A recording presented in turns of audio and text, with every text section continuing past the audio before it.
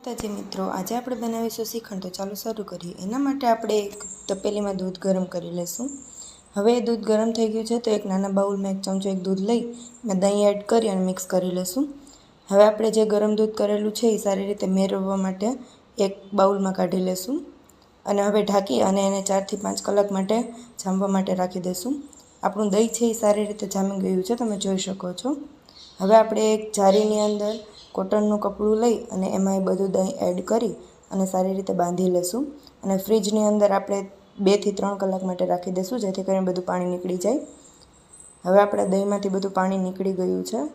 હવે આપણે એને એક ચાળણીમાં એડ કરીશું અને એની અંદર મિલ્ક પાવડર અને દળેલી ખાંડ એડ કરી અને સારી રીતે મિક્સ કરી અને ચાળી લઈશું. હવે એની અંદર બધા ડ્રાયફ્રૂટ, જેલી, ચોકો ચિપ્સ અને એલચી પાવડર અને વેનીલા એસેન્સ એડ કરી અને મિક્સ કરી લઈશું. તો તૈયાર છે આપણું શ્રીખંડ. એન્જોય.